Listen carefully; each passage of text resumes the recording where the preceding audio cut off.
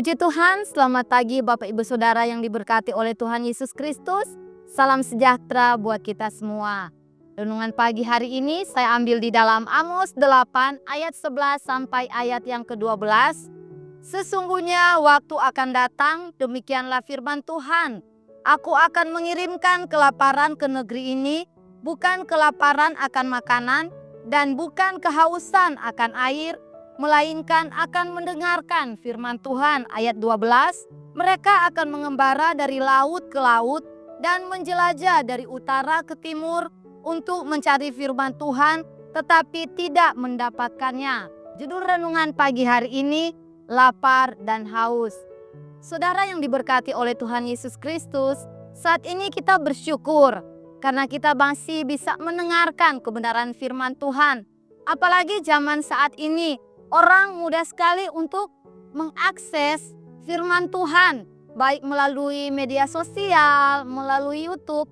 Setiap orang itu begitu mudah untuk mendapatkan dan mendengarkan kebenaran firman Tuhan.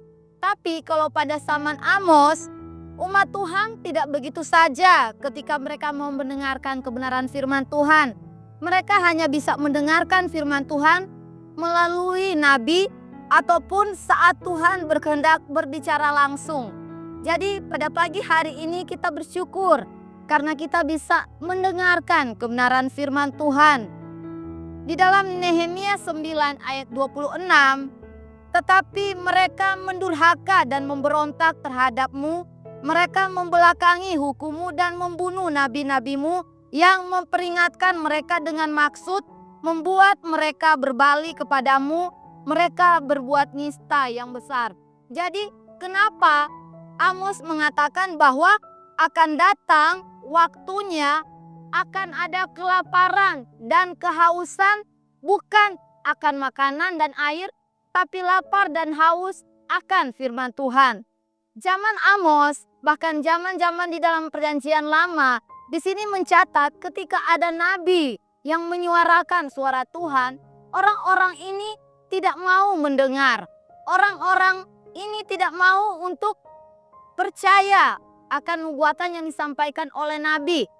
Malahan di sini dikatakan di dalam Nehemia 9 ayat 26 bahwa mereka mendurhaka, memberontak, bahkan membunuh nabi-nabi Tuhan yang Tuhan utus saat itu. Di dalam juga Injil Matius 23 ayat 37, di situ Yesus juga mengatakan bahwa Yerusalem, Yerusalem, engkau yang membunuh nabi-nabi dan melempari dengan batu orang-orang yang diutus kepadamu. Jadi di sini kita melihat di zaman Amos, di dalam perjanjian lama, ada banyak nabi-nabi yang diutus untuk menyuarakan suara Tuhan. Tapi saat itu orang-orang tidak mengindahkan, bahkan mereka membunuh nabi-nabi. Ini adalah suatu kondisi yang sangat tragis, di mana Tuhan mau mengingatkan umatnya supaya mereka bertobat dan kembali kepada Tuhan. Tapi nyatanya mereka malahan membunuh nabi-nabi Tuhan. Bapak Ibu Saudara, di sini kita melihat kehidupan umat Tuhan di dalam perjanjian lama. Mereka diberikan kemudahan.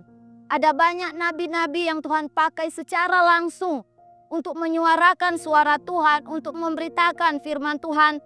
Tapi apa yang mereka lakukan? Mereka tidak mengindahkan firman Tuhan. Dan di dalam perjanjian baru, Tuhan Yesus memberikan perumpamaan.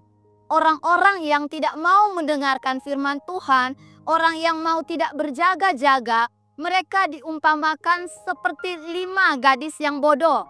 Dan orang yang mau mendengarkan firman Tuhan dan mau melakukannya dan mau berjaga-jaga, mereka diumpamakan sebagai 5 gadis yang pintar.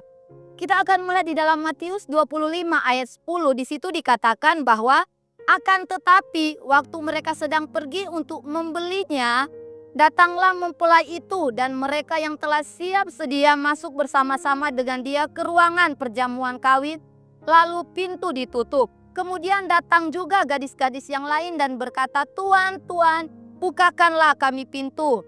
Tetapi ia menjawab, "Aku berkata kepadamu, sesungguhnya aku tidak mengenal kamu." Bapak Ibu Saudara, jangan sampai kejadian 5 gadis bodoh itu terjadi dalam kehidupan kita. Di mana kita tidak mau mendengarkan firman Tuhan, kita tidak mau berjaga-jaga. Dan ketika mempelai pria itu datang, maka pintu ditutup. Dan juga menjadi peringatan buat kita. Ketika pada zaman Nuh, saat itu Tuhan memberikan kesempatan kepada orang-orang yang hidup di zaman Nuh untuk mereka bertobat. Karena masa tenggang waktu yang Tuhan berikan ketika Nuh membangun bahtera sampai air bah melanda itu jaraknya 120 tahun.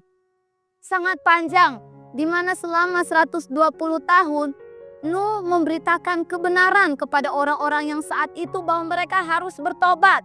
Karena ketika mereka tidak bertobat, ada hukuman yang Tuhan berikan kepada orang-orang yang tidak mau mendengarkan Tuhan. Saudara, di dalam Kejadian 7 ayat 16 bagian akhir, lalu Tuhan menutup pintu bahtera itu di belakang. Ketika Tuhan menutup pintu bahtera Nuh, dan ketika hujan melanda dan air mulai naik ke atas, saat itu pasti ada banyak orang-orang yang berada di dekat kapal yang dibuat oleh Nuh. Dan ketika mereka meminta tolong supaya Nuh membukakan pintu buat mereka, Nuh tidak bisa membuka pintu bahtera itu. Karena apa? Karena Tuhan yang sudah menutup pintu bahtera itu. Jadi Bapak Ibu Saudara, marilah di saat ini, di saat Tuhan memberikan kita kesempatan untuk kita mendengarkan kebenaran firman Tuhan, untuk kita beribadah. Mari kita dengarkan firman Tuhan dengan sungguh-sungguh dan kita lakukan. Karena ada waktunya di mana kita mengalami lapar dan haus akan kebenaran firman Tuhan, tapi firman Tuhan itu tidak ada lagi. Firman itu berbicara tentang Yesus. Yesus adalah firman. Karena di dalam Yohanes 1 ayat 14, di situ dikatakan firman itu telah menjadi manusia dan diam di antara kita. Dan kita telah melihat kemuliaannya, yaitu kemuliaan yang diberikan kepadanya sebagai anak tunggal Bapa, penuh kasih karunia dan kebenaran. Jadi firman itu adalah Tuhan Yesus sendiri. Yesus yang telah datang ke dalam dunia sebagai anak tunggal Bapa dan penuh kasih karunia. Yesus adalah firman yang telah menjadi manusia, firman yang telah menjadi daging yang penuh dengan kasih karunia. Sebab itu di saat ini, di saat kita mendengarkan kebenaran firman Tuhan, biarlah kita memiliki hati yang lemah lembut.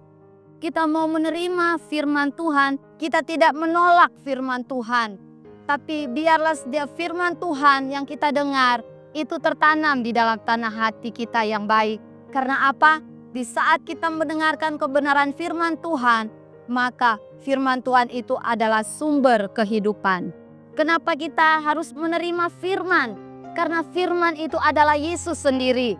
Jikalau kita punya firman, maka kita akan hidup. Ketika kita punya Yesus, maka kita akan hidup.